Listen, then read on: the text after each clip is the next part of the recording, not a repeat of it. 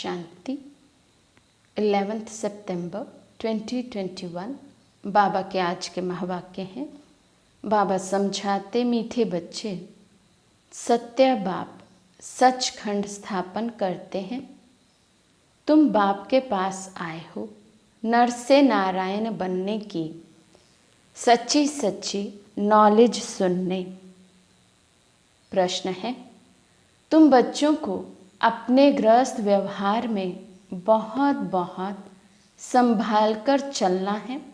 क्यों?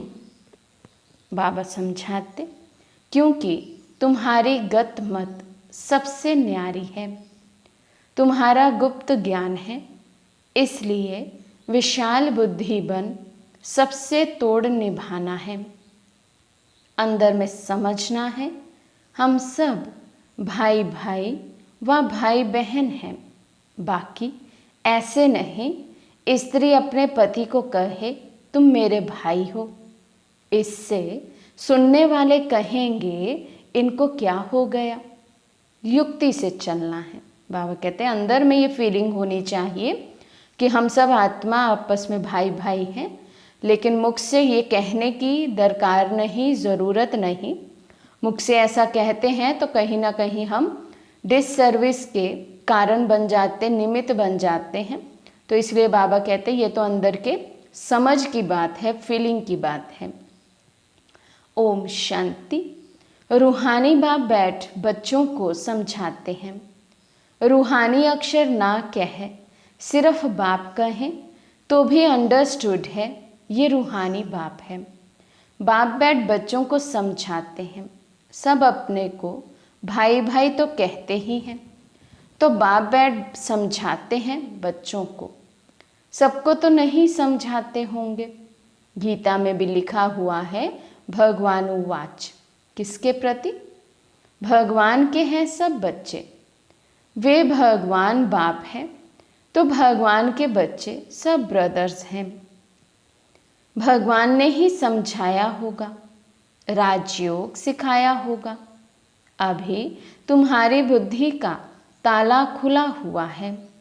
तुम्हारे सिवाय ऐसे ख्यालात और कोई के चल ना सके। जिन जिन को संदेश मिलता जाएगा वे स्कूल में आते जाएंगे, पढ़ते जाएंगे, समझेंगे। प्रदर्शनी तो देखी, अब जाकर ज़्यादा सुने। पहली पहली मुख्य बात है ज्ञान सागर पतित पावन गीता ज्ञानदाता शिव भगवान वाच। बाबा कहते किसी को भी हम समझाते हैं तो सबसे पहले हमें बाबा का परिचय देना चाहिए कि ये भगवान वाच है। उनको ये पता पड़े कि इन्हों को सिखलाने वाला, समझाने वाला कौन है। वे सुप्रीम सोल, ज्ञान सागर, निराकार है। वे है ही ट्रुथ, वे सत्य ही बताएंगे, फिर उसमें कोई प्रश्न उठ ही नहीं सकता। तुमने सब छोड़ दिया ट्रुथ के ऊपर, तो पहले पहले तो इस पर समझाना है कि हमको परम पिता परमात्मा ब्रह्मा द्वारा राजयोग सिखलाते हैं। ये राजाई पद है जिसको निश्चय हो जाएगा कि जो सभी का बाप है वे पारलौकिक बाप बैठ समझाते हैं, वही सबसे बड़ी अथॉरिटी है। तो दूसरा कोई प्रश्न उठ ही नहीं सकता। वे है पतित पावन। वे जब यहाँ आते हैं तो ज़रूर अपने टाइम पर आते होंगे। तुम देखते भी हो ये वही महाभारत की लड़ाई है। विनाश के बाद वॉइसलेस दुनिया होनी है। ये मनुष्य जानते नहीं कि भारत ही वॉइसलेस था। बुद्धि चलती नहीं। गोदरेज का ताला लगा हुआ है, उसकी चाबी एक बाप के पास ही है। इसलिए ये किसी को पता नहीं है कि तुमको पढ़ाने वाला कौन है। बाबा कहते सभी मनुष्य मात्र की बुद्धि को जैसे गोदरेज का ताला लगा हुआ है, कुछ भी समझते नहीं हैं तब तक जब तक बाबा ना आए और आकर ये ज्ञान ना दें। तो इसलिए बाबा ने कहा इस गोदरेज की चाबी, जो ताला है उसकी चाबी बाबा के पास ही है। दादा समझ लेते हैं, तब टीका करते हैं, कुछ बोलते हैं, इसलिए पहले पहले ये समझाओ, इसमें लिखा है शिव भगवान वाच। वे तो है ही ट्रुथ, बाप है ही नॉलेजफुल। सृष्टि के आदि मध्य अंत का राज समझाते हैं। ये शिक्षा अभी तुमको उस बेहद के बाप से मिलती है। वही सृष्टि का रचयिता है, पतित सृष्टि को पावन बनाने वाला है। तो पहले पहले बाप का ही परिचय देना है। उस परमपिता परमात्मा से आपका क्या संबंध है? वे नर से नारायण बनने की सच्ची नॉलेज देते हैं। बच्चे जानते हैं बाप सत्य है, जो बाप ही सचखंड बनाते हैं। तुम यहाँ आए ही हो नर से नारायण बनने। बैरिस्टर पास जाएंगे तो समझेंगे हम बैरिस्टर बनने आए हैं। अभी तुमको निश्चय है हमको भगवान पढ़ाते हैं। कई निश्चय भी करते हैं, फिर संशय बुद्धि हो जाते हैं, तो उनको सब कहते हैं तुम तो कहते थे हमें भगवान पढ़ाते हैं, फिर भगवान को क्यों छोड़ आए हो? संशय आने से ही भागंती हो जाते हैं। कोई ना कोई विकर्म करते हैं, तो बाबा कहते भागंती हो जाते, फिर कोई ना कोई विकर्म करते, तो ये भी डिसर्विस के हम निमित्त बन जाते हैं। क्योंकि जिनको भी हमने संदेश दिया होगा या जिनको भी पता होगा कि हम कहते हैं हमें भगवान मिल गया, तो भगवान मिल गया फिर तो उसको कोई छोड़ेगा नहीं। तो जब छोड़कर जाते हैं तो बाबा कहते विकर्म हो जाते हैं। भगवानुवाच काम महाशत्रु है, उन पर जीत पाने से ही जगत जीत बनेंगे। कोई ना कोई ऐसी भूल होती है तो बाबा कहते फिर भागंती हो जाते हैं। जो पावन बनेंगे वही पावन दुनिया में जाएंगे। यहाँ है ही राजयोग की बात, तुम जाकर राजाई करेंगे। बाकी जो आत्माएं हैं वे अपना हिसाब चुक कर वापस चली जाएंगी। ये कयामत का समय है। अब ये बुद्धि कहती है सत्युग की स्थापना जरूर होनी है। पावन दुनिया सत्युग को कहा जाता है। बाकी सब मुक्ति धाम में चले जाएंगे, उनको फिर अपना पाठ रिपीट करना है। तुम भी अपना पुरुषार्थ करते रहते हो पावन बन और पावन दुनिया का मालिक बनने के लिए। मालिक तो अपने को समझेंगे ना, प्रजा भी मालिक है। अभी प्रजा भी कहती है ना हमारा भारत। तुम समझते हो अभी सब नरकवासी हैं। अभी हम स्वर्गवासी बनने के लिए राजयोग सीख रहे हैं। सब तो स्वर्गवासी नहीं बनेंगे। बाप कहते हैं जब भक्ति मार्ग पूरा होगा तब ही मैं आऊँगा। मुझे ही आकर सब भक्तों को भक्ति का फल देना है। मेजॉरिटी तो भक्तों की है ना। सब पुकारते रहते हैं हे गॉड फादर। भक्तों के मुख से ओ गॉड फादर, हे भगवान, ये ज़रूर निकलेगा। अब भक्ति और ज्ञान में फर्क है। तुम्हारे मुख से कभी हे ईश्वर, हे भगवान नहीं निकलेगा। मनुष्यों को तो ये आधा कल्प की प्रैक्टिस पड़ी हुई है। तुम जानते हो वे हमारा बाप है। तुमको हे बाबा थोड़ी कहना है। बाप से तुमको तो वर्षा लेना है। तो बाबा कहते अब ऐसे शब्द हे भगवान, हे गॉड फादर ये हम कह नहीं सकते हैं। बाबा कहते ये भक्ति के संस्कार हैं, भक्ति के बोल हैं। तो अब तो हमें बाबा का परिचय मिला, बाबा से संबंध जुड़ता है, तो बाबा से हम वर्षे के अधिकारी बनते हैं। तो मांगने वाले नहीं बल्कि अधिकारी बन गए। तो बाबा कहते जो मांगने वाले होंगे उनके बोल ऐसे होंगे, वे कहेंगे हे भगवान, हे गॉड फादर। बाबा कहते पहले तो ये निश्चय हो कि हम बाप से वर्षा लेते हैं। बाप बच्चों को वर्षा लेने के लिए अधिकारी बनाते हैं। ये तो सच्चा बाप है ना। बाप जानते हैं हमने जिन बच्चों को ज्ञान अमृत पिलाए, ज्ञान चिता पर बिठाए, विश्व का मालिक देवता बनाया था, वही कामचिता पर बैठ भस्मीभूत हो गए हैं। अब मैं फिर ज्ञानचिता पर बिठाए घोर नींद से जगाए स्वर्ग में ले जाता हूँ। बाप ने समझाया है तुम आत्माएं वहाँ शांति धाम और सुख धाम में रहती हो। सुख धाम को कहा जाता है वॉइसलेस वर्ल्ड, संपूर्ण निर्विकारी। वहाँ देवताएं रहते हैं और वे है स्वीट होम, आत्माओं का घर।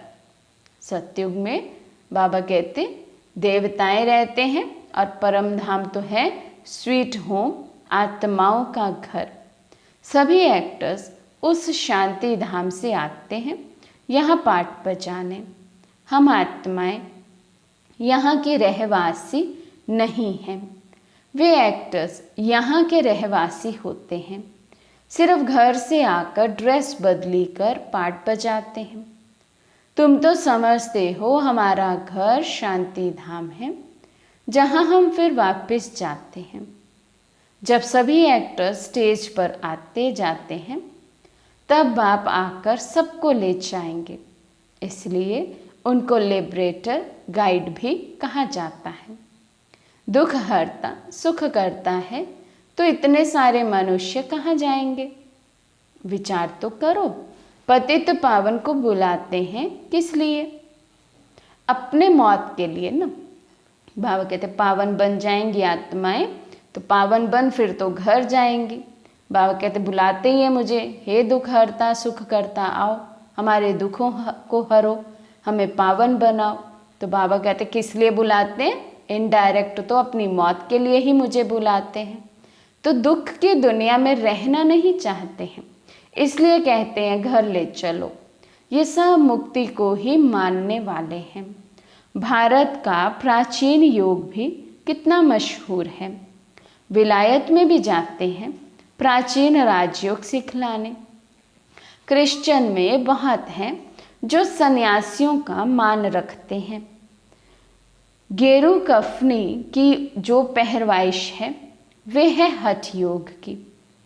तुमको तो घर बार छोड़ना नहीं है, ना कोई सफ़ेद कपड़े का बंधन है, परंतु सफ़ेद अच्छा है। बाबा कहते पहने तो बहुत अच्छा, बाकी यदि घर में बंधन है तो भले रंगीन कपड़े पहने। तुम भट्ठी में रहे हो तो ड्रेस भी ये हो गई है। आजकल सफ़ेद पसंद करते हैं। मनुष्य मरते हैं तो सफ़ेद चादर डालते हैं। तो पहले कोई को भी बाप का परिचय देना है। दो बाप हैं, ये बातें समझने में टाइम लेती हैं। प्रदर्शनी में इतना समझा नहीं सकेंगे। सतयुग में एक बाप, इस समय है तुमको तीन बाप, क्योंकि भगवान आते हैं प्रजापिता ब्रह्मा के तन में। वे भी तो बाप है सबका। अच्छा, अब तीनों बाप में ऊंचा वर्षा किसका? निराकार बाप वर्षा कैसे दे? वे फिर देते हैं ब्रह्मा द्वारा। ब्रह्मा द्वारा स्थापना करते और ब्रह्मा द्वारा वर्षा भी देते हैं। इस चित्र पर तुम बहुत अच्छी रीति समझा सकते हो। शिव बाबा है, फिर ये प्रजापिता ब्रह्मा, आदि देव, आदि देवी, ये है ग्रेट ग्रेट ग्रैंडफादर। बाप कहते हैं मुझ शिव को ग्रेट ग्रेट ग्रैंडफादर नहीं कहेंगे, मैं सबका बाप हूँ।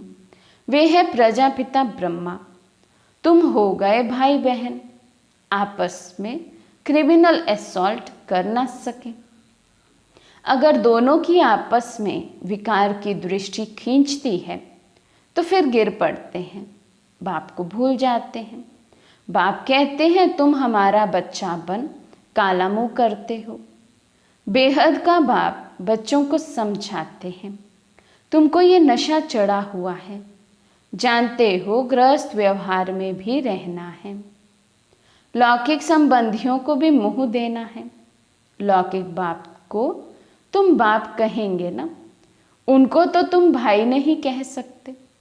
ऑर्डिनरी वे मैं बाप को बाप ही कहेंगे। बाबा कहते हैं ऑर्डिनरी भाषा में तो बाप को बाप ही कहेंगे ना, भले अंदर से तो ये फीलिंग रहेगी कि हम सब आत्माएं आपस में भाई भाई हैं। बुद्धि में है कि ये हमारा लौकिक बाप है। ज्ञान तो है ना, ये ज्ञान बड़ा विचित्र है। आजकल करके नाम भी ले लेते हैं, परंतु कोई विजिटर आदि बाहर के आदमी के सामने भाई कह दो तो वे समझेंगे इनका माथा खराब हुआ है। इसमें बड़ी युक्ति चाहिए। तुम्हारा गुप्त ज्ञान, गुप्त संबंध है। अक्सर करके स्त्रियां पति का नाम नहीं लेती हैं, पति स्त्री का नाम ले सकते हैं। इसमें बड़ी युक्ति से चलना है, लौकिक से भी तोड़ निभाना है। बुद्धि चली जानी चाहिए ऊपर। हम बाप से वर्षा ले रहे हैं, बाकी चाचे को चाचा, बाप को बाप कहना पड़ेगा ना। जो ब्रह्मा कुमार कुमारी नहीं बने हैं वे भाई बहन नहीं समझेंगे। जो बीके बने हैं वही इन बातों को समझेंगे। बाहर वाले तो पहले ही चमकेंगे। इसमें समझने की बुद्धि अच्छी चाहिए। बाप तो बच्चों को विशाल बुद्धि बनाते हैं। तुम पहले हद की बुद्धि में थे, अभी बुद्धि चली जाती है बेहद में। वे हमारा बेहद का बाप है। ये सब हमारे भाई बहन हैं, लेकिन घर में सासू को सासू ही कहेंगे, बहन थोड़ी कहेंगे। घर में रहते बड़ी युक्ति से चलना है, नहीं तो लोग कहेंगे ये तो पति को भाई, सासू को बहन कह देते हैं। ये क्या है? ये ज्ञान की बातें तुम ही जानो और ना जाने कोई। कहते हैं ना, प्रभु तेरी गत मत तुम ही जानो। अब तुम उनके बच्चे बनते हो तो तुम्हारी गत मत तुम ही जानो। बड़ी संभाल से चलना पड़ता है, कहाँ कोई मूंझे नहीं। तो प्रदर्शनी में तुम बच्चों को पहले पहले ये समझाना है कि हमको पढ़ाने वाला भगवान है। अब तुम बताओ भगवान कौन? निराकार शिव या देहधारी कृष्ण? जो गीता में भगवानुवाच है वे शिव परमात्मा ने महावाक्य उच्चारे हैं या श्री कृष्ण ने? कृष्ण तो है स्वर्ग का पहला प्रिंस। ऐसे तो कह नहीं सकते कि कृष्ण जयंती सो शिव जयंती, शिव जयंती के बाद फिर कृष्ण जयंती। शिव जयंती से स्वर्ग का प्रिंस श्री कृष्ण कैसे बना वे तो समझने की बात है। शिव जयंती, फिर गीता जयंती, फिर फट से है कृष्ण जयंती, क्योंकि बाप राजयोग सिखलाते हैं ना। तो सबसे पहले शिव जयंती है, शिव बाबा आते हैं, गीता ज्ञान सुनाते, तो गीता जयंती होती। गीता ज्ञान सुनकर ब्रह्मा बाबा की आत्मा स्वयं में परिवर्तन लाती, अपने को ऊंच पद के लायक बनाते, तो श्री कृष्ण बनते। तो श्री कृष्ण जयंती फिर लास्ट में है। बच्चों की बुद्धि में आया है ना, जब तक शिव परमात्मा ना आए तब तक शिव जयंती मना नहीं सकते। जब तक शिव आकर कृष्ण पूरी स्थापन ना करे तो कृष्ण जयंती भी कैसे मनाई जाए? कृष्ण का जन्म तो मनाते हैं, परंतु समझते थोड़े ही हैं। बाबा कहते भल मनाते हैं जन्मदिन, लेकिन समझते कुछ भी नहीं। कृष्ण प्रिंस था तो जरूर सतयुग में होगा ना। देवी देवताओं की राजधानी होगी जरूर। सिर्फ एक कृष्ण को बादशाही तो नहीं मिलेगी ना, जरूर कृष्णपुरी होगी ना। कहते भी हैं कृष्णपुरी, और फिर ये है कंसपुरी। कृष्णपुरी नई दुनिया, कंसपुरी है पुरानी दुनिया। कहते हैं देवताओं और असुरों की लड़ाई लगी, देवताओं ने जीता, परंतु ऐसे तो है नहीं। कंसपुरी खत्म हुई, फिर कृष्णपुरी स्थापन हुई ना। कंसपुरी पुरानी दुनिया में होगी, नई दुनिया में थोड़े ही ये कंस दैत्य आदि होंगे। यहाँ तो देखो कितने मनुष्य हैं, सतयुग में बहुत थोड़े हैं। ये भी तुम समझ सकते हो, अभी तुम्हारी बुद्धि चलती है। देवताओं ने तो कोई लड़ाई की नहीं। दैवी संप्रदाय सतयुग में ही होती है, आसुरी संप्रदाय यहाँ है। बाकी ना देवताओं और असुरों की लड़ाई हुई, ना कौरवों और पांडवों की लड़ाई हुई। तुम रावण पर जीत पाते हो। बाप कहते हैं इन विकारों पर जीत पानी है तो जगत जीत बन जाएंगे। इसमें कोई लड़ना नहीं है। लड़ने का नाम ले तो फिर वायलेंस बन जाए। रावण पर जीत पानी है परंतु नॉन वायलेंस। सिर्फ बाप को याद करने से हमारे विकर्म विनाश होते हैं। भारत का प्राचीन राजयोग मशहूर है। बाप कहते हैं मेरे साथ बुद्धि का योग लगाओ तो तुम्हारे पाप भस्म होंगे। बाप पतित पावन है तो बुद्धि योग उस बाप से ही लगाना है तो तुम पतित से पावन बन जाएंगे। अभी तुम प्रैक्टिकल में उनसे योग लगा रहे हो, इसमें लड़ाई की कोई बात ही नहीं। जो अच्छी रीति पढ़ेंगे, बाप के साथ योग लगाएंगे, वही बाप से वर्षा पाएंगे। कल्प पहले मुआफिक। इस पुरानी दुनिया का विनाश भी होगा। सब हिसाब किताब चुकतू कर जाएंगे। फिर क्लास ट्रांसफ़र हो, नंबर वार जाकर बैठते हैं ना। तुम भी नंबर वार जाकर वहाँ राज्य करेंगे। कितनी समझ की बातें हैं।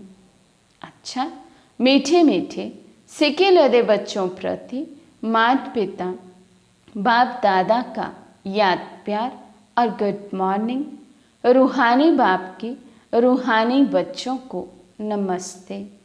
हम रूहानी बच्चों की रूहानी बाप दादा को दिल व जान शिकवा प्रेम से नमस्ते नमस्ते नमस्ते जी। धारणा के लिए मुख्य सार। फर्स्ट पॉइंट, इस कयामत के समय जबकि सतयुग की स्थापना हो रही है तो पावन जरूर बनना है। बाप और बाप के कार्य में कभी संशय नहीं उठाना है। सेकंड पॉइंट, ज्ञान और संबंध गुप्त है, इसलिए लौकिक में बहुत युक्ति से विशाल बुद्धि बनकर चलना है। कोई ऐसे शब्द नहीं बोलने हैं जो सुनने वाले मूंझ जाएं। आज का वरदान है मनमत परमत को समाप्त कर श्रीमत पर पद्मों की कमाई जमा करने वाले पद्मा पदम भाग्यशाली भव।